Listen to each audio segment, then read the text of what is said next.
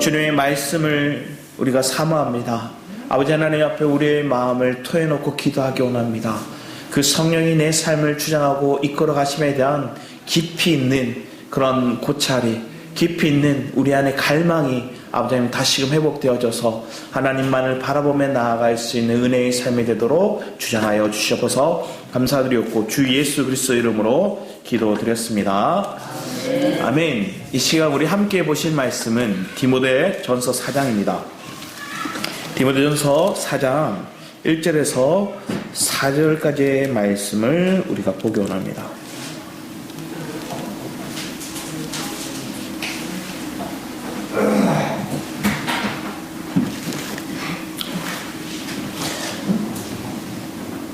디모데전서 4장 1절에서 5절 말씀 우리 교독하면서 읽겠습니다. 마지막 절은 같이 읽겠습니다. 제가 먼저 읽겠습니다. 그러나 성령이 밝히 말씀하시기를 후일에 어떤 사람들이 믿음에서 떠나 미혹하는 영과 귀신의 가르침을 따르리라 하셨으니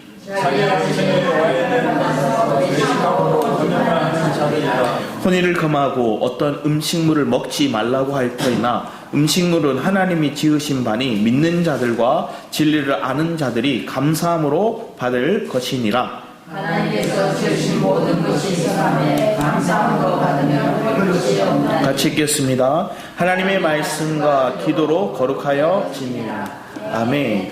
여호와 인자하심이 우리에게 임할 때 우리에게 감사가 회복되어지죠. 그게 지난주 말씀이었어요. 근데 그 말씀 중에 우리 흐름 속에 오늘 본문의 4절 말씀을 같이 인용해서 읽었어요. 그게 뭐냐? 하나님께서 지으신 모든 것이 선함에 감사함으로 받으면 버릴 것이 없다. 여러분의 삶에도 그래요.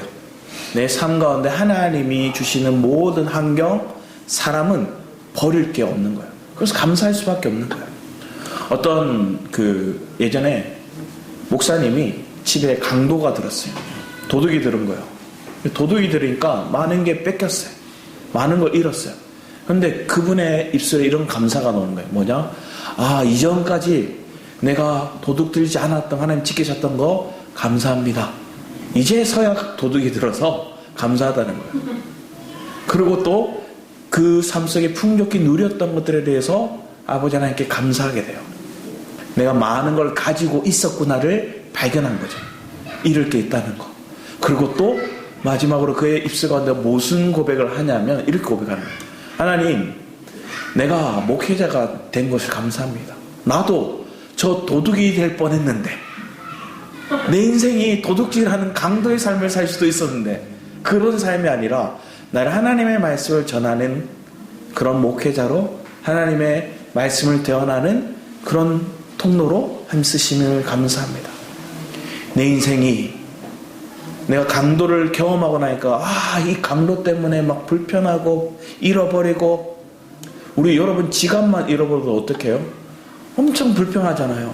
카드도 재발급 받아야 되고 주민등록증도 다시 재발급 받아야 되고 여간 귀찮은 게 없어. 그런데 이름을 통해서 내가 가지고 있었던 것들에 대한 감사, 그리고 그 전까지 하나님 지키셨음에 감사, 또 내가 뭐 한 거예요? 궁극적으로 강도의 삶이 아닌, 도둑의 삶이 아닌 하나님의 통로되는 목회자의 삶을 살 수 있음에 감사하는 사명을 경험하게 되는 거예요. 여러분은 오늘 말씀을 통해서 성령이 밝히 말씀하시기를 이렇게 얘기해요. 여러분의 삶 속에 성령이 말씀하시면 여러분 내 안에 분명한 그 빛이 임해서 그 빛 가운데 하나님의 말씀을 바르게 알게 되는 거예요. 그래서 디모데 전서는 뭐에 대해서 얘기하냐면 하나님의 경륜에 대해서. 하나님의 경륜은 우리 1장 말씀 볼까요? 디모데전서 1장 4절 말씀 보면 4절에 이렇게 적혀있죠. 신하와 끝없는 족보에 몰두하지 말게 하려 함이라. 이러한 것은 믿음 안에는 하나님의 경륜을 이룸보다 도리어 변론을 내는 것이라. 하나님의 경륜에 대해서 얘기를 하고 이 경륜 곧 그리스도고 그리스도를 우리한테 주시는 거예요.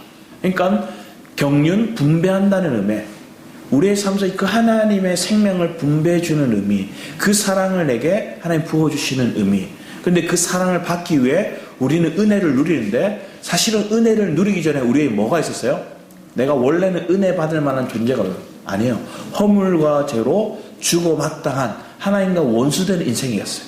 그래서 그 인생에는 뭐가 필요해요? 하나님의 오래 참으심과 긍휼이 필요한 거예요.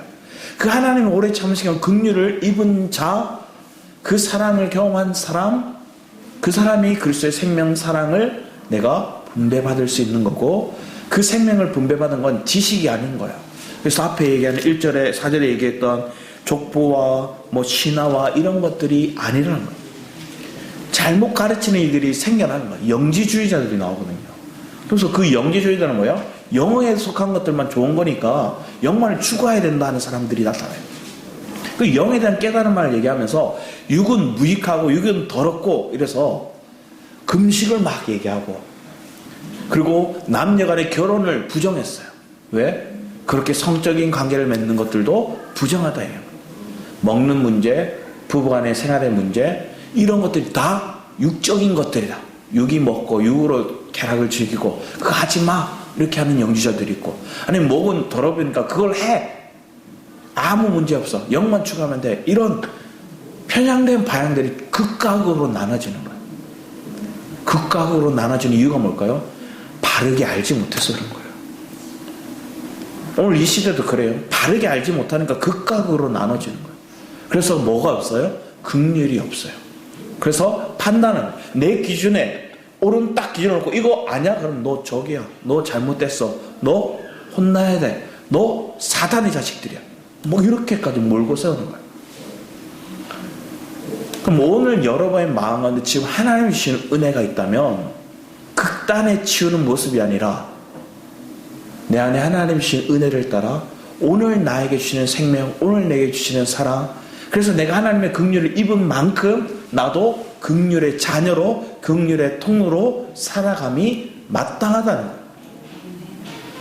그런 은혜가 우리의 삶 가운데 있기를 축복합니다. 아멘. 그럼 성령이 밝히 말씀하시면 그 빛이 나를 통해서 분명하게 알게 하는 거예요.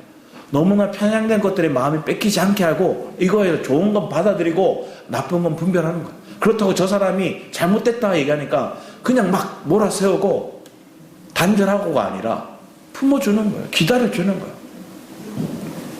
오늘 4장 1절 말씀에 성령이 밝히 말씀하시니라 얘기하면서 후일에, 성령의 후일에는 말세를 얘기하기도 하고 곧 뒤에 있을 일들을 얘기도 하기도 하는 거예요. 그때 뭐 하는 거예요? 사람들이 믿음에서 떠나 미혹을 받는다는 거예요. 영과 귀신의 가르침을 따른다는 거예요. 자기 양심이 화인을 맞아. 화인이 뭐예요? 달구어진 것들을 내게 탁 지지는 거예요.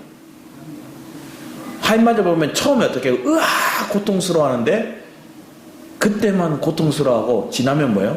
아무렇지 않게 살아가는 거예요. 그게 화인 맞은 거예요. 내 인생은 하나님이 잘못되었다 이걸 지적해 주는데 고통이나 난 돌이켜야 되는데 안 돌이키고 뭐 하는 거예요? 그냥 거기에 젖어들어서 그냥 화인 맞은 것처럼 살아가는 거예요. 처음은 고통이었고 부끄럽고, 그런데 부끄러움에 아니면 그 고통에 여전히 물들어서 살아가고 있는 인생들을 보는 거예요. 그 뒤에 보면 외식하는 자들이 또 나와요. 외식하는 자들이 뭐래요? 겁만 이렇게 얘기하는 거예요. 이 시대의 모습은 그래서 결혼하지 마라, 먹는 거 금식 자주 해라, 이런 걸 얘기했어요. 자, 여러분, 먹는 게 문제가 아니고 결혼하는 게 문제가 아니에요. 하나님 주신 거 다 귀한 것으로 받아들일 줄 알아야 돼요. 감사함으로 받아들이면 그걸 통해서 선한 열매가 맺혀져요. 먹는 것도 중요하고 결혼하는 것도 중요하고 자녀를 충만하고 열매 맺는 건 우리에게 너무나 귀한 일들이에요. 근데 이걸 편향되게 생각하니까 그거 잘못됐어, 그거 잘못됐어 얘기합니다. 어떤 이들은 기독교인들이 정치에 참여하는 거 그거 잘못됐어 하는데 때로는 참여해야 돼요.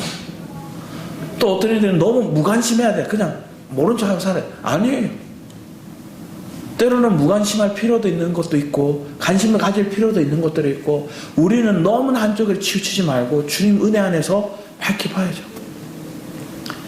그런데 오늘 저는 이 말씀을 보면서 반대로 입장을 보는 거예요. 내가 생각할 때, 여러분, 내 기준에 살아갈 때 나는 너무도 거룩한 인생을 살아갈 거야 하면서 자기가 집중하는 거예요. 자기가. 그래서 제가 예전에 한편에 이런 거예요. 지금처럼 이제 내일부터 고난주간이 원래는 시작되는데, 고난주간 때 제가 이렇게 저녁 근심을 하기 시작했어요. 대학생 할 때였어요. 대학 때 저녁 금식을 하고, 그리고 새벽마다 새벽 기도를 말씀을 전하기도 했었어요. 그래서 돌아가면서 하긴 하는데 말씀을 전하는 거예요. 그래서 저녁 금식을 딱 하는데 아이들이 그날따라 맛있는 거 이렇게 닭도리탕을 먹는 거예요. 저희 학교 밑에 이게 닭도리탕인데 너무 맛있어요. 거기 약간 조성적 같은 분이 하시는데 너무 맛있게 해요. 그래서 제가 어떻게 했을까요? 12시 땡 하고 배달을 시켰어요. 그리고 아이들과 같이 딱 먹으면서 옆방 애들이 먹는 냄새가 막 맡았는데, 금식하고 있다니까 우리 방 애들이 기다려주는 거예요. 그럼 형 12시 돼서 먹자. 그러니까 제가 마음 뭐 하는 거예요? 그래, 저녁 근식을 했지. 타협을 한 거야. 타협을 해서 12시 땡 하면 그게 왔어요. 그런데 옆에 있던 동생이 저한테, 아, 형, 진짜 형 오늘 제대로 외식하는 자네요. 이렇게 얘기하는 거야. 외식하는 거 시켜서 먹으니까 외식이기도 하고, 내 모습이 금식하고 있다가 12시 땡 됐다고 닭도리탕 맛있게 먹고 있는, 입에 막 빨간 걸 묻혀가면서 먹는 그 모습이 이 친구 볼 때는 그 모습이었던 거예요. 순간 딱 뒤통수를 맞은 느낌이었어요. 이렇게 할 거면 왜 근식한다고 그랬지? 하는 생각이 드는 거예요. 자, 우리는 여러분 신앙생활 할 때 어떠세요? 겉으로는 막 너무나 거룩하게 괜찮은 척 하지 않나요? 내가 직함을 다는 목회자가 제일 많이 그래요. 목회자가 제일 많이 해요. 예전에 조영기 목사님 화장실도 안 가는 줄 알았다는 사람들이 있으셨대요. 저 목사님은 뭐 화도 안 내는 줄 알고 화장실도 안 가는 줄 알고 너무 신령하게 보는 거예요. 그러니까 목회자들이 뭐 할까요? 신령한 척을 하는 거예요. 왜? 그렇게 말해야 되니까. 그러다가 뭐 할까요? 내 마음을 다 그 사람에게 와 대단하다 막 쏟았어. 내 마음을 정말로 저 사람에게 진심으로 쏟았어요. 그런데 한 가지 그 사람이 틀리는, 나한테 사실은 마이너스 되는, 저 사람에게 내 마음을 그냥 거의 80, 90을 줬는데 저 사람의 행동 속에서 마이너스 되는 5를 딱 보니까 이게 줬던 마음과 곱하기가 돼버리니까 뭐 해야 될까요? 2만 틀어줘도 5만 틀어줘도 450이 되고 180이 되고 내 마음이 절망으로 딱 돌아서 버렸다는 거예요. 왜 그럴까요? 진심이었기 때문에. 자, 그러면 하나님 그걸 드러내신 이유도 그런 거예요. 하나님만이 온전한 거예요. 사람은 거칠해하고 포장되고 사람에게 잘 보이려고 말하고 행동할 수밖에 없어요. 특히나 목회자들이나 아니면 직함을 가진 사람들은 그렇게 행동하는 거예요. 근데 뒤에서는 뭐 할까요? 예전에 제가 빌 하이베스 목사님의 책 중에 아무도 보는 없이의 당신은 어떤 모습인가에 대한 책이 있어요. 나 혼자 있을 때 나는 어떤가? 내 속으로 내 마음은 뭘 고백하고 있는가? 여러분 마음 가운데, 여러분 입술 가운데 뭐 하고 있어요? 저 꼬라지 마라 하면서 욕하고 지적하고 하는 거예요. 내 마음에 외식이 있는 거예요. 내 마음에 때로는 화인받은 마음이 있는 거예요. 거칠해하고 포장된 인생이 있는 거예요. 그럼 하나님께서는 그걸 다 아세요. 모르시는 게 아니에요. 그러니까 그런 인생은 하나님 필요하신 게 뭘까요? 그 속에 있는 걸 통해 자복하게 원하는 거예요. 저 사람이 고침을 받는 게 중요하지, 저 사람이 거칠해하면서 그럴싸한 인생을 사는 게 좋은 게 아니에요. 우리의 인생에 하나님께서는 통해 자복함으로 내 상한 심령을 하나님께 토해놓기를 원하시지, 그냥 아닌 척 괜찮은 척 주일에 예배 참석하고 헌금 드리고 정장 입고 아니면 깨끗한 옷 입고 화장을 하고 그럴싸한 모습으로 나와서 아멘 할렐루야 하는 게 우리의 모습이 하나님 기뻐하시는 모습이 아니라는 거예요. 그럼 진실되게 오늘 여러분의 삶을 보는 거예요. 성령이 나에게 밝히시는 게 뭔가? 성령이 내 심령 속에 밝히셔서, 그냥 영지주의자들은 거칠애로 영이 귀한 거예요. 영을 좀 추구해야 돼 하면서 자기 육을 쳐요. 그러면서 거짓되게 막 선하게, 거짓되게 경건하게 행동하려고 했던 사람들의 모습인 거예요. 근데 오늘 한국교회에 그런 모습이 없을까요? 너무 많은 거예요.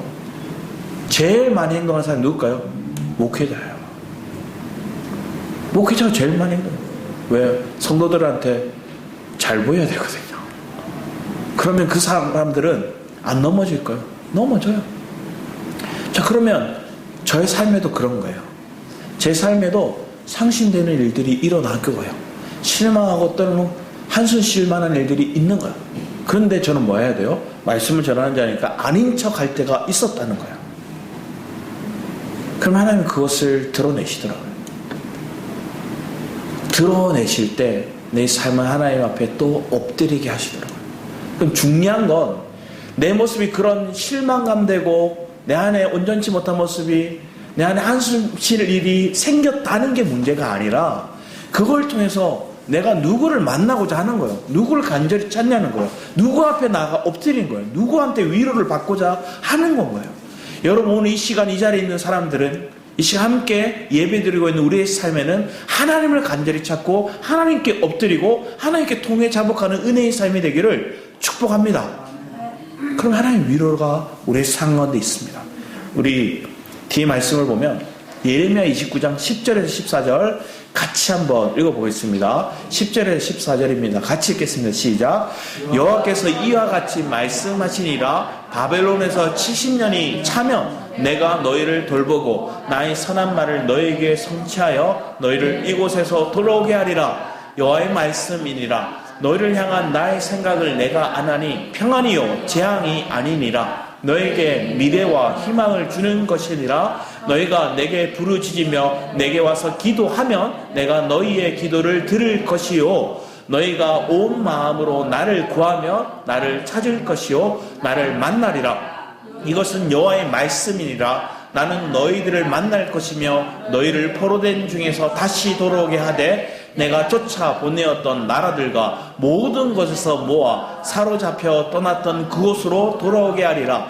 이것은 여호와의 말씀이니라. 여러분 상관은 오늘 여호와의 말씀이 내게 있고 그 말씀을 붙잡을 때 기도하고 찾는 거예요. 여호와를 부르짖는 거예요. 여호와께 부르짖어 기도하였더니 하나님 들으시고 하나님 그들을 바벨론에 포로되었던 데서 70년 만에 돌아오게 하시라. 이 기도를 처음 했던 사람이 누굴까요? 70년 뒤에 다니엘이에요.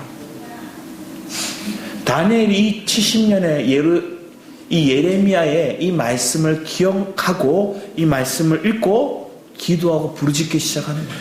금식하며 통해 자복하는 거예요. 내 조상들의 잘못을 하나님 앞에 자백하는 거예요.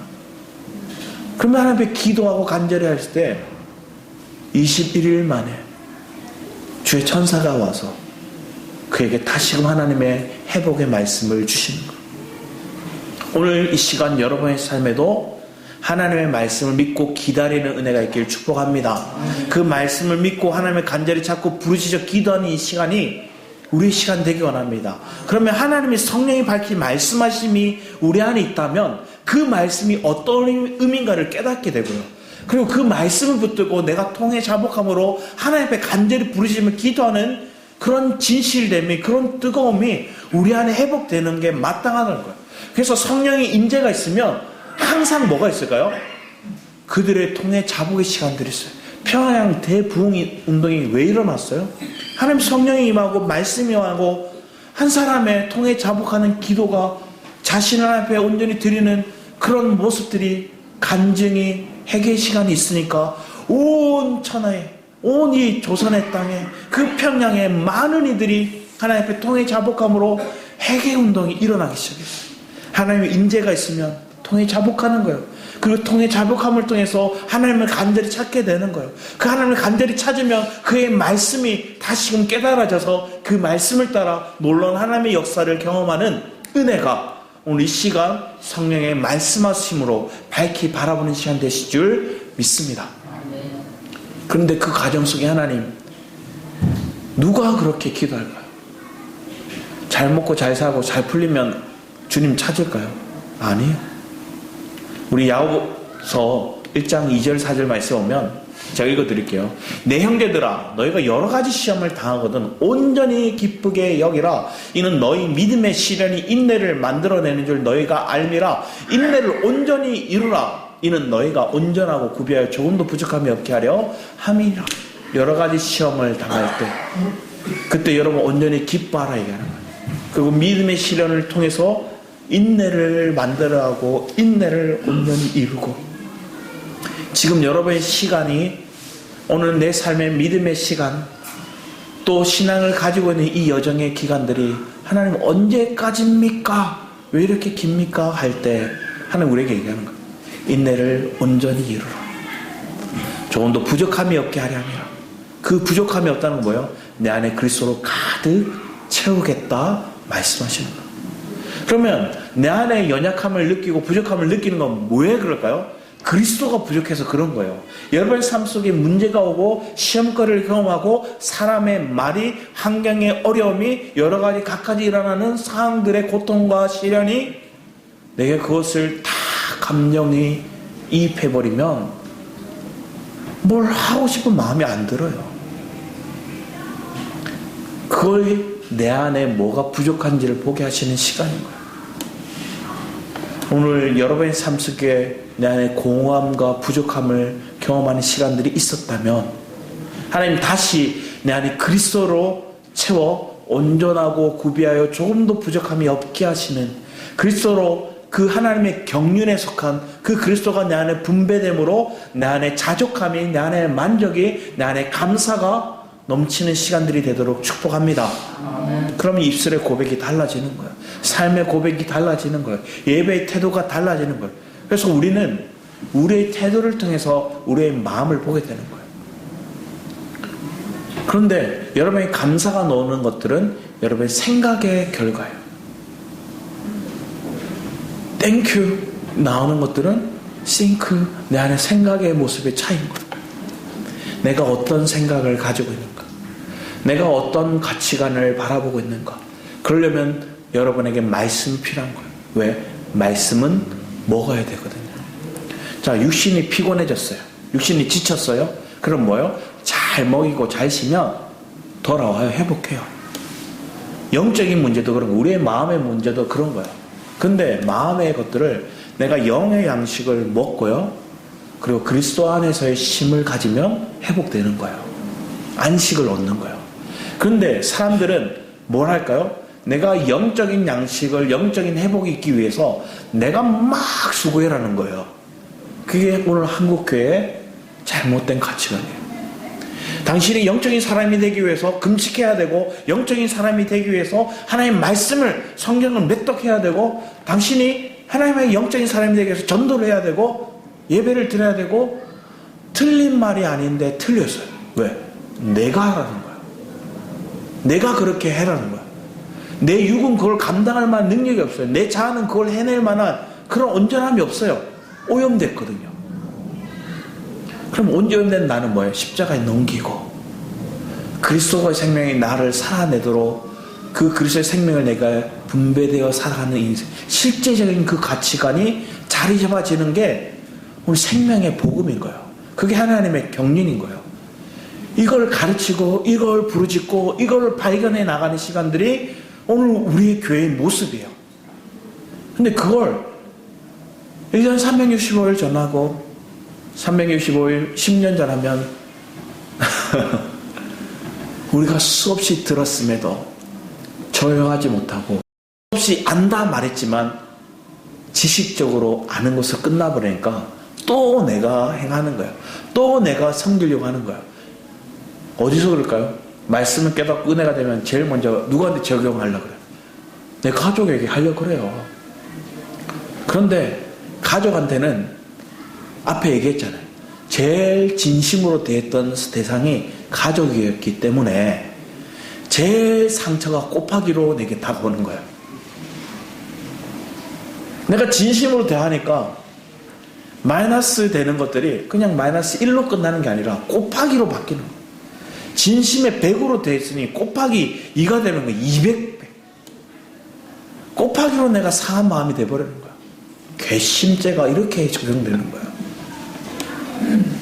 그러면 여러분들 제일 하는 말이 뭐예요? 마음 상하면 꼴도 보기 싫은 거예요. 배우자가 꼴도 보기 싫고 심지어 자녀마저도 꼴도 보기 싫을 때가 오는 거예요. 뭐 어떤 사람은 그게 호르몬의 문제라 얘기를 하는 사람들이 있지만 우리 사실은 내 마음이 그만큼 그들에게 진심이었기에 실망도 컸고 근데 하나님은 그때 얘기하는 거예요. 그러니까 누가 사람을 의지하래. 그러니까 누가 사람한테 마음을 쏟아내래. 너는 내게 마음을 얻고 내게 진심이면 저 속에 있는 그리스도를 바라보고 진심으로 다시 대할 수 있어. 그리스도 안에서 진심으로 대하다 보면 원망할 대상이 없어요. 실망할 대상이 없어요. 그러니까 다시 끌어안을 수 있는 거예요. 다시 그들에게 따뜻한 밥을 차려줄 수 있는 거예요. 다시 그들에게 내 마음을 쏟아서 헌신할 수 있는 거예요. 이게 그리스도 안에서 경륜을 따라 살아가는 회복되는 인생이에요. 그럼 이건 하나님은 다시 거룩해지는 인생을 얘기하는 거예요. 가정이 거룩해지면 온전한 사랑이 나타나겠죠. 가정의 회복이 있으면 서로가 사랑하겠죠. 우리 역대상 17장 16절에서 17절 말씀을 같이 한번 읽어봤습니다. 16, 17절입니다. 시작. 같이 읽겠습니다. 다윗 왕이 여호와 앞에 들어가 앉아서 이르되 여호와 하나님이여 나는 누구이오며 내 집은 무엇이기에 나에게 이에 이르게 하셨나이까. 하나님이여 주께서 이것을 오히려 작게 여기시고 또 종의 집에 대하여 먼 장래까지도 말씀하였사오니 여호와 하나님이여 나를 존귀한 자들같이 여기셨나이까. 천대에 이르기까지 하나님께서는 이 다윗의 계보의 축복을 말씀하세요. 다윗이 얘기하면 나는 지극히 작은 자인데 내 집이 무엇이기에 나는 누구이오며 이렇게 얘기해요. 레미제라블이라는 영화 있잖아요. 그 레미제라블에 보면 장발장이 그 한 주교를 만나죠. 그래서 그 주교가 먹을 걸 주고 따뜻한 물을 줘서 씻고 따뜻한 집을 심자리를 줬어요. 육적으로 회복이 일어나니까 뭐예요? 그의 육적인 마음은 이거 가지고 도망가야 되겠다고 거기에 있는 은기구와 은촛대를 가지고 도망갔잖아요. 잡혔어요. 끌려왔어요. 그리고 잡혀와서 그 사람에 대해서 이거 훔쳤지 않냐고 얘기하니까 그 주교가 뭐라 해요? 선물로 줬다 얘기해요. 그러면서 쫙 나오면서 장발장이 후회마 얘기하거든요. 나는 누구이게? 내가 무엇이게? 저 사람이 나에게 이런 긍휼을 베풀었나? 이런 용서를 해줬나? 내가 누구게? 다윗도 똑같은 거예요. 하나님 앞에 하나님 내가 누구이게 내게 이런 은혜를 이런 긍휼을 이런 하나님의 풍성하심을 공급하셨나? 그래서 제가 그거에 탁 매치가 되니까 영화 보다가 그렇게 울었다잖아요. 근데 그때 팝콘을 먹었는데 하필이면 양파 맛 팝콘이라서 눈에 양파 가루가 들어가서 더 울었어요. 우리의 삶 속에 우스갯소리지만 하나님이 내게 부어주신 은혜를 따라 살아가다 보면 탁 꽂히는 말이 있어요. 탁 꽂히는 찬양이 있어요. 그게 있으면 여러분 하나님 옆에 다시 회복될 수 있어요. 그 말씀이 그 찬양이 여러분을 다시 회복의 길로 이끌어주는 거예요. 제게도 그렇거든요. 제가 인간적으로 내가 붙들고 사랑하고 내가 의지했던 사람들을 잃었던 시기가 있었어요. 그게 2009년도였거든요. 그리고 선교를 갔어요. 선교를 가서 위구르라는 지역에 갔어요. 위구르 지역에 갔는데 그 해에 끔찍한 유혈 사태가 일어났어요. 그러면서 선교를 갔는데 아무것도 못해요. 호텔 안에 갇혔어요. 호텔 안에서 어떻게 했느냐, 문을 딱 닫고 그 문 호텔 안에서 쇠사슬을 이렇게 묶었어요. 못 나가게. 왜? 밖에서 유혈 사태가 한족과 지배계층인 한족과 소수민족인 위구르 사람들 간의 다툼이 진짜 장갑차가 오고 군인들이 막 들어와 도로가에 쫙 진을 쳤어요. 선교 갔는데 이게 무슨 일인가? 하루 딱 복음 전했거든요. 하루 우르무치에 가서 복음 전하고 그날 저녁에 하나님 앞에 감사함으로 막 예배드리고 찬양하고 다음날 일어났더니 유혈사태 일어났다고 아무것도 못해요. 그러니까 같이 갔던 팀들이 다른 지역 가는 티베트에 가고 파키스탄을 가고 뭐 이런 사람들 빨리빨리 다 이동하고 실제로 우르무치에 있는 위구르 민족만 섬기기 위해 우리만 남았어요. 10몇 명. 아무것도 못해요. 나머지 사람들 급하게 다 떠났어요. 그리고 준계엄령이 탁 선포되는 거예요. 준계엄령이 선포되면 진짜 이동도 못해요. 24시간 기도만 하자. 24시간 예배를 하자. 그래서 돌아가면서 예배했어요. 그때 하나님 제 마음 안에 주셨던 은혜가 하나님이 그들을 긍휼히 여기신다는, 그때 당시에 위구르 민족이 예수 믿는 사람 1000만이 넘는 사람 인구 중에, 민족 중에서 예수 믿는 사람 500명이었대요. 그들을 긍휼히 여기시고 회복해달라고 하나님 기도했어요. 근데 그 기도 속에 내가 아버지의 마음이 무엇인가를 조금이나마 알게 해주시더라고요. 여러분 삶에도 동일해요. 하나님의 은혜가 임하면 하나님이 원하는 바 그 뜻과 그 마음이 무엇인가를 우리에게 알게 하시는 거예요. 선교가 목적이 아니에요. 내가 가서 사람들에게 복음 전하고 전단지 뿌리고 뭐 사연이 읽게 하고 아멘 하라 얘기하고 구원의 확신 뭐 주는 그런 메시지만 딱 전하고 땡, 그리고 성경 전하고 땡, 이게 아니라 진실로 우리가 먼저 하나님 회복되기 원하고 우리가 먼저 아버지의 마음을 진실되게 알기 원하는, 거칠애로 선교하고 거칠애로 전도하는 게 목적이 아니에요. 우리가 아버지의 진실한 마음이 뭔가를 먼저 알기로 원하는 게 하나님 축복인 거예요. 그렇기 위해 하나님 예배하기 원하고 하나님 말씀을 바르게 알기 원하고 그 말씀 안에서 우리의 연약함을, 내 육신을 가진 우리는 아무것도 못하는 거예요. 하나님을 부르짖는 거예요. 그리고 문이 탁 열리니까 바로 다른 지역으로, 이닝이라는 지역으로 갔어요. 놀라운 사실은 그 민족들을 긍휼히 여기고 선교를 위해서 기도했는데 버스를 24시간 타고 갔거든요.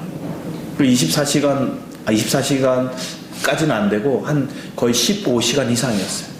그래서 천산이라는 곳에 쭉 올라가는데 산이 올라가다 보니까 갑자기 지대가 높아지니까 기가 너무 아픈 거예요. 너무 예민해지는 거예요.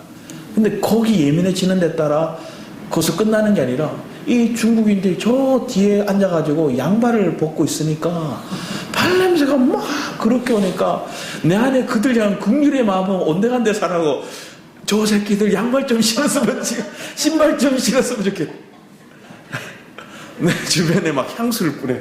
냄새가 나니까. 몇 분 안 가요. 또 냄새가 와요. 막 기도 아픈 데다가 냄새도 그러니까 막 혼미해져서 막 내가 잠을 잔 건지 기절한 건지 모를 정도로 막 그러면서 갔어요. 우리는 이렇게 연약해요. 마음은 선한데 마음은 내가 이렇게 원하는 바가 있지만 사실은 나는 육체에 약해서 조금이나마 내게 불편하고 내게 조금만 해가 가면 불편한 마음이 올라오는 게 우리의 육이에요. 선교하러 갔다가 그들을 향한 불편한 마음이 막 쏟아지는 거예요. 그게 우리의 실체죠. 하나님은 여러분의 삶을 내 안에 뭐가 부족하고 내 안에 뭐 안에 붙들지 못하는 걸 보게 하심으로 우리를 드러내세요. 그러면서 진실되게 내 마음이 하나님의 경륜에 속한 하나님의 생명에 붙잡힌 바 된 그 하나님의 그 경륜이, 그 생명이 나를 삼킨 바 되는 은혜의 삶으로 이끌어가는 게 축복인 거예요. 그 시간이 우리에게 볼 때는 긴 여정이라 인내가 필요합니다. 그렇지만 그 인내의 시간을 지나고 나면 내가 뭐 한 거예요? 하나님으로 짜여진 거예요. 자, 다윗은 이 시간들을 통해서 자신을 받고 자신의 연약함을 주님 앞에 토해놓고 자신의 자금을 알았어요. 그 위대한 왕인 다윗조차도, 하나님 마음에 합한 자라 명함받는 그 다윗조차도 자신의 자금을 인정하고 하나님의 존귀함을 높여드리는 거예요. 우리 시편 말씀을 보면 다윗이 연약함이 드러났던 장면인데 같이 한번 읽어보겠습니다. 시작. 하나님이여 내 속에 정한 마음을 창조하시고 내 안에 정직한 영을 새롭게 하소서. 나를 주 앞에 쫓아내지 마시며 주의 성령을 내게서 거두지 마소서. 주의 구원의 즐거움으로 내게 회복시켜 주시고 자원하는 심령을 주사 나를 붙으소서. 다윗이 범죄함을 통해서 나단 선지자가 그의 연약함을, 그의 거짓됨을 드러냈을 때 이 시의 고백들 하는 거예요. 하나님, 주 앞에서 쫓아내지 마시고 주의 성령을 내게 거두지 마소서. 오늘 우리의 삶의 고백 속에 이런 고백이 있기 원합니다. 이 시대는 임재하잖아요. 그 영이 내 속에 거하지 않고 외적으로 임했다. 그건 떠나기도 했다. 근데 오늘날은 주의 성령이 내 안에 계세요. 그러면 오늘 말씀대로 성령이 밝히 말씀하신 게 우리에게 필요한 거예요. 자, 성령은 떠나지 않지만 그 성령이 내게 밝히 말씀하심이 말씀을 통해, 기도를 통해 우리가 분명해지고 이것을 붙들어야 되는 은혜가 필요한 거예요. 이게 화인 맞고 내 마음이 죄 속에 거쳐가면 어두컴컴해지는 거예요. 밝아져야 돼요. 그럼 하나님 앞에 이런 기도가 다윗의 기도가 우리의 기도가 되는 거예요. 그러면서 또 우리 시편 119편 50절 51절 말씀도 같이 읽어보겠습니다. 시작. 이 말씀 나의 고난 중에 위로라. 주의 말씀이 나를 살리셨기 때문이다. 교만한 자들이 나를 심히 조롱하였어도 나는 주의 법을 떠나지 아니한, 주의 말씀에서 내가 떠나지 않았습니다. 고난 중에서도 주님의 말씀이 나의 위로가 되었습니다. 그 말씀이 나를 살렸습니다. 여러분의 삶은 하나님의 말씀이 여러분을 살렸다는 걸 여러분 경험된 인생이 되기를 축복합니다. 그러면 여러분 다시 살아나요. 그러면서 우리 119장 105절 말씀 우리가 잘 아는 거예요. 주의 말씀은 내 발의 등이요 내 길의 빛이니이다. 주의 말씀은 내 발의 등이요 내 길의 빛이니라.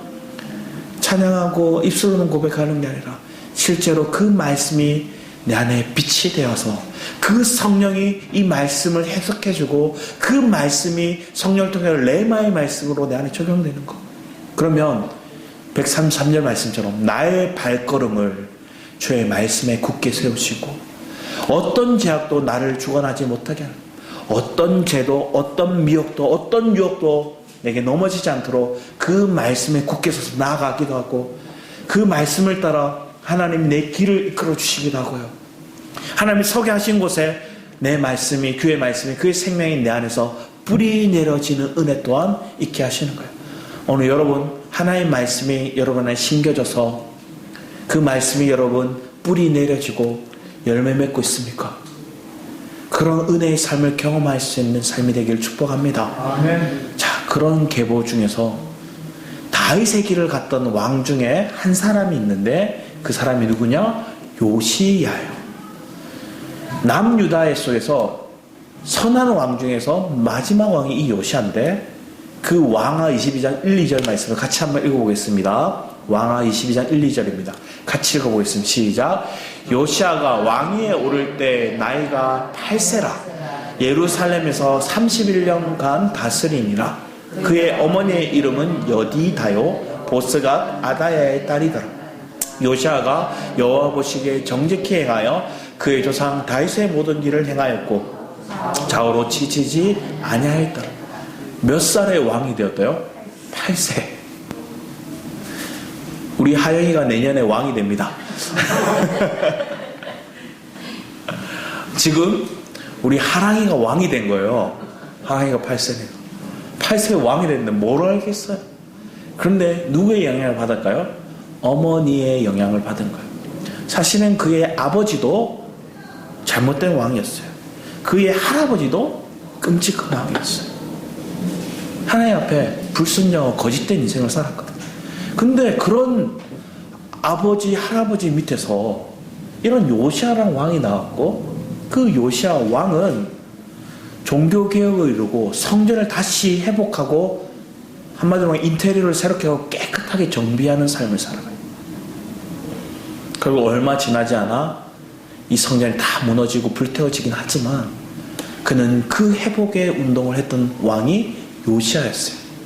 자, 그 요시야 왕은 우리 뒤에 말씀 16절에서 20절 말씀 보면 여호와의 말씀이 내게 이 곳과 이 주민에게 재앙을 내리되 곧 유다 왕이 읽은 책의 모든 말씀들 하나님의 말씀대로 그 땅 가운데 하나님의 재앙이 닥친다는 것. 이는 이 백성이 나를 버리고 다른 신에게 분향하며 그들의 손의 모든 행위로 나를 경노하게 하였습니다. 그러므로 내가 이곳을 향하여 내린 진노가 꺼지지 아니하리라 하셨느니라. 하나님이 이 말씀도 주고 이걸 또 뭐 하는 거예요? 예고편을 주는 거예요. 미리 말씀해. 너 이거 재앙 내릴 거야? 내릴 거야? 여러분 오늘 이번 주 수요예배 들어보시면 알 거야. 하나, 셋 하면 너 혼나는 거야. 하나, 둘 반, 둘 반에 반, 둘 반에 반에 반, 둘 반에 반에 반에 반에 반에 반에 반에 반에 이거 하고 계신 거야. 왜 그럴까요? 진노 안 내리고 싶다는 거야. 안 혼내고 싶다는 거야. 고치고 돌이켰으면 좋겠게 반에 반에 반에 반에 반에 하고 있는 거야. 셋 하면 혼내야 되는 거야. 말한 게 있으니. 하나님은 그 반에 반에 반에 반에 반에 반을 길게 하고 계시는 거예요. 그러면서 이거 돌이키라고 하는 또 제시해주는 요시야 왕한테 이걸 탁 던진 거예요. 그랬더니 요시야 왕이 어떻게 했냐면 내가 이곳과 이 주민을 대하여 빈터가 되고 저주가 되리라 한 말을 내가 듣고 마음이 부드러워져서 여호와 앞에 곧 내 앞에서 겸비하여 옷을 찢고 통곡하였으므로 내 상한 심령으로 주님 앞에 나 엎드렸다는 거예요. 누가? 요시야 왕이. 나도 내 말을 들었노라 여호와가 말하였느니라. 그러므로 보라 내가 너로 너의 조상들에게 돌아가서 평안히 묘실로 들어가게 하리니 내가 이곳에 내리는 모든 장을 내 눈이 보지 못하리라. 자, 너 때 안 하고 돌이키게 하게. 사자들이 왕에게 보고하니라. 하나님께서 긍휼히 여기시고 그래서 요시야 왕한테는 서기관 사반이 있었고 대제사장 hil기야가 있었고 여선지자 훌다라는 사람이 그를 도왔어요. 그러면서 그의 인생 가운데 그의 어머니도 있었고 서기관도 있었고 여선지도 있었고 대제사장도 그를 도와 바른 신앙관으로 이 나라를 회복하는 길에 헌신했던 게 나오는 거예요. 우리 역대상 말씀을 보게 하면 역대하 말씀을 보겠습니다. 역대하 34장입니다.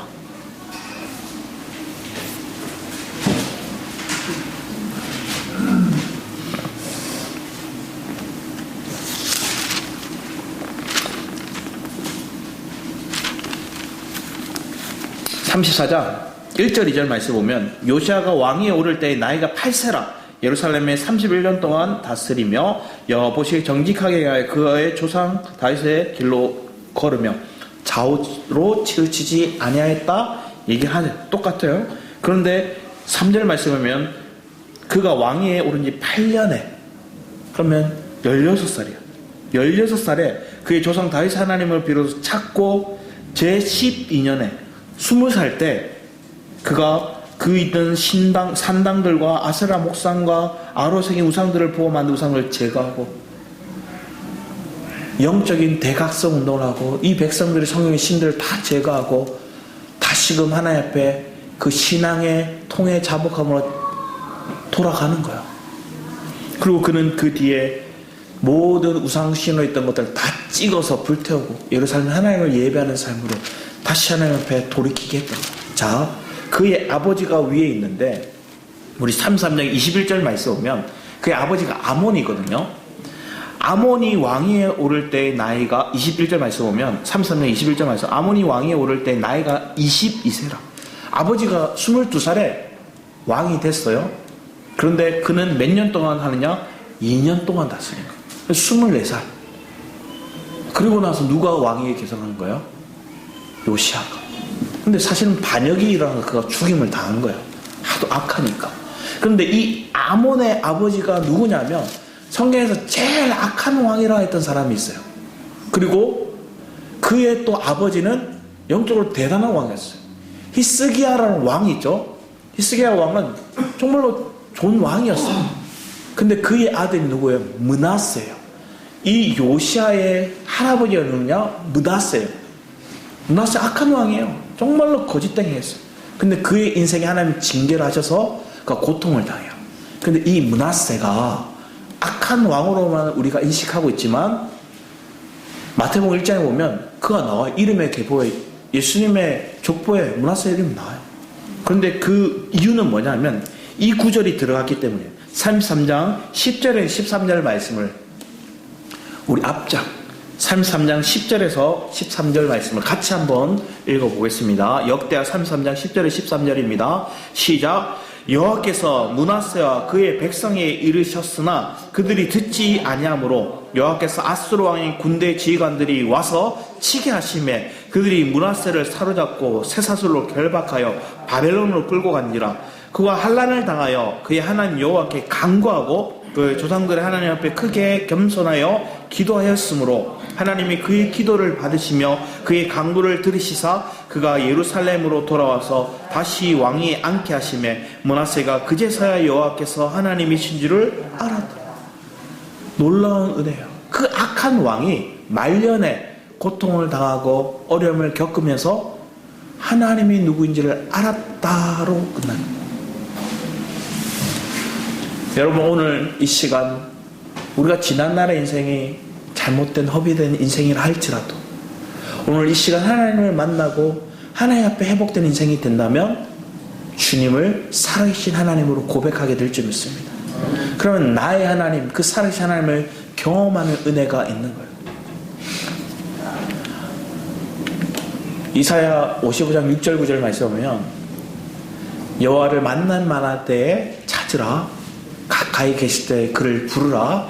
악인은 그의 길을, 불의한 자는 그의 생각을 버리고 여호와께로 돌아오라. 그리하면 그가 긍휼히 여기시리라. 므낫세조차도 하나님 긍휼히 여기시고 악한 왕이었지만 하나님 뭐 하신가요? 그의 생각을 돌이켜 하나님이 누구인지를 알게 하는 거예요. 이는 내 생각이 너의 생각과 다르면 내 길은 너의 길과 다름이니라. 여호와의 말씀이니라. 이는 하늘이 땅보다 높은 같이 내 길은 너의 길보다 높으며 내 생각은 너의 생각보다 높음이니라. 오늘 여러분의 삶 가운데 하나님께서 이 일들을 허락하시고 하나님 회복케 하시면 놀라운 하나님의 사랑을 경험하게 하는 거예요. 이런 신앙을 경험하는 사람이 하나님의 긍휼하심, 하나님의 사랑이 뭔가라는 거예요. 제가 앞에 얘기했던 그 위구르 지역에 갔다가 돌아오고 나서 찬양을 이렇게 고백하게 되거든요. 그 말씀이 뭐냐 하면 이 찬양이 이 말씀에 기반이 됐어요. 마지막으로 이 말씀을 우리 같이 한번 읽어보겠습니다. 요한일서 4장 18절에 21절입니다. 같이 읽겠습니다. 시작. 사랑 안에 두려움이 없고 온전한 사랑이 두려움을 내쫓다니 두려움에는 형벌이 있음이라. 두려워하는 자는 사랑 안에서 온전히 이루지 못하였느니라. 우리가 사랑하면 그가 먼저 우리를 사랑하셨음이라. 누구든지 하나님을 사랑하다 하고 그 형제를 미워하면 이는 거짓말하는 자니 보지 못하는 바 하나님을 사랑할 수 없느니라. 우리가 이 계명을 주께 받았나니 하나님을 사랑하는 자는 또한 그 형제를 사랑할지니라. 여러분의 삶 가운데 내가 먼저 하나님을 사랑한 게 아니라 하나님 먼저 나를 사랑하셨대요. 자, 그 하나님의 사랑을 우리가 언제 깨달을 수 있을까요? 내가 신앙적으로 그냥 외적으로 교회 생활할 때는 내가 하나님 사랑해야지 하면서 살아가요. 근데 언제 이게 무너지냐면 내가 하나님 사랑할 수 없는 존재인 걸 언제 깨닫냐면 나의 거짓됨과 나의 무지함과 나의 어떤 온전치 못함이 발견될 때요. 그러니까 내가 가장 낮아질 때로 낮아진 거예요. 가장 내가 실망할 때로 마음이 상할 때로 가장 낮아진 거예요. 그때 하나님의 사랑이 내게 와요. 근데 어떤 사람들은 내가 하나님 사랑해야지 하면서 내가 하나님 앞에 왜 그렇게 열심을 내느냐? 하나님 앞에 징계받을까봐 자기 열심으로 두려운 마음 가운데 막 으쌰으쌰 하는 거예요. 그런데 하나님의 진실된 사랑과 그 긍휼하심을 입은 사람은 그 두려움이 사라져요. 하나님이 나를 자녀 삼으시구나. 하나님 끝까지 나를 사랑하시구나. 하나님 나를 먼저 사랑하셨는데 그 사랑이 나를 향해서 지금도 내가 넘어졌을 때도 내가 온전치 않을 때도 여전히 사랑하고 있구나. 신앙생활하면서 제일 착각하는 게 내가 지금 당하고 있는 문제를 하나님 내가 하나님 앞에 범죄했기 때문에 당하는 거구나 생각하면 여러분 몸상할 사람 아무도 없어요. 그런데 그 문제 때문이 아니라 하나님은 그 상황 속에서 하나님을 더 깊이 체험할 수 있는 말씀으로 우리를 깨워가시는 거예요. 그 주님의 사랑이 여러분 체험되어지길 축복합니다. 아멘. 그러면 여러분이 하나님 말씀 앞에 바로 서게 되고요. 우리 디모데전서 말씀 보면 내가 이제는 육체의 연단이 뭘까요? 내가 의식적으로 내가 열심히 내는 거야. 거룩하게 살아야 돼. 성경 말씀을 읽어야 돼. 기도 생활을 해야 돼. 자, 분명히 좋은 거예요. 그런데 하나님의 말씀과 하나님의 기도를 한다는 건 그 주님의 사랑이, 성령의 빛비침이, 성령이 나를 밝혀 주심으로 깨닫지 않으면 이게 실행되지 않아요. 그럼 오늘 여러분 상관데 그 성령이 나를 밝히 말씀하심으로 그 말씀이 들려오고 먹어지고 그 말씀 안에서 나를 십자가에 넘김으로 간절히 주를 찾고 부르짖음으로 기도하는 그런 은혜가 하나님의 거룩함에 참여하는 삶으로 여러분이 이끌어 가실 줄 믿습니다.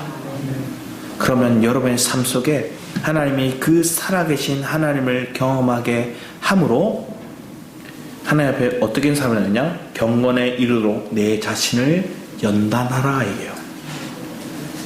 연단. 그게 뭘까요? 내 생명을 주 앞에 넘기고 주님의 생명이 나를 딱 삼킴받는 거. 캐릭터라 얘기하죠. 그 삶이 여러분 삶 속에 이루어진 줄 믿습니다. 아멘. 날마다 그리스도로 풍성해지는 은혜를 경험함으로 감사하고 우리 디모데전서 4장 15절 말씀에 모든 일에 전심전력으로 하여 너의 성숙함을 모든 사람에게 나타내게 하라. 이 말을 보면 네가 성숙함을 얘기하는데 결국은 내 안에 자람, 내 안에 사람들이 함부로 할 수 없는 그런 인격의 모습이 나타나게 하라는 거예요. 그런 모습이 여러분의 가정 속에, 여러분의 직장 속에, 오늘 우리의 교회 속에 있기를 축복합니다. 기도하도록 하겠습니다.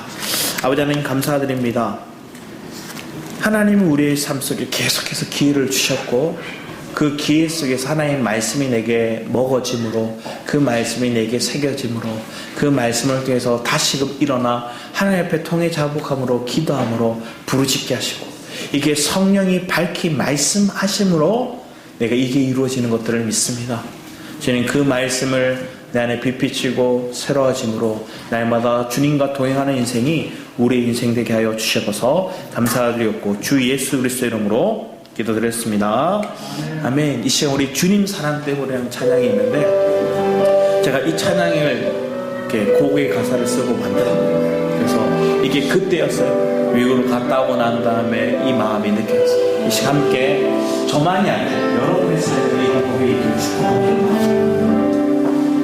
나의 인생 위에서 주님의 뜻을 보기 원하네. 나의 작은 고집도리로 온전히 순종치 못하고 지친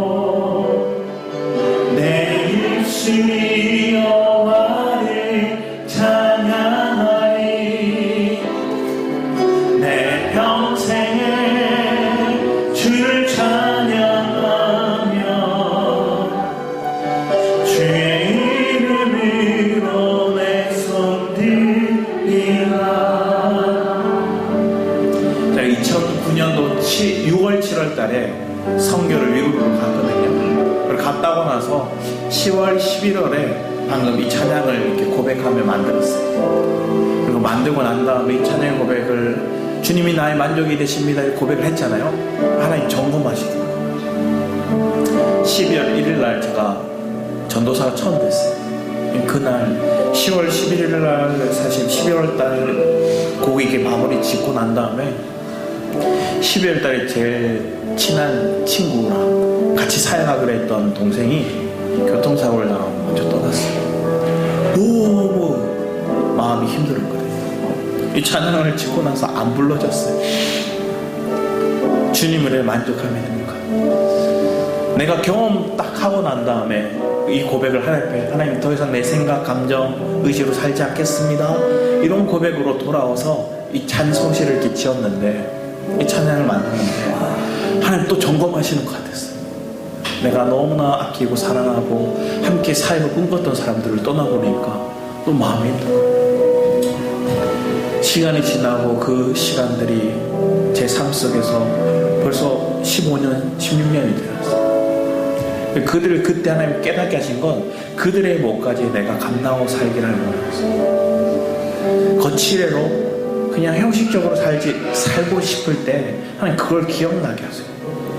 진실된 마음으로 하나님의 뜻을 살기 원합니다. 오늘 여러분의 삶에도 동일해요. 하나님은 거칠애 외적인 모습으로 살고 화인 맞은 것처럼 살기를 원하지 않습니다. 하나님 깨워서 바르게 살기 원하고 성령의 밝히 말씀하심을 내가 내 삶으로 내 입술로 찬양하며 그 실제적인 은혜를 진리를 추구하는 삶을 원하십니다.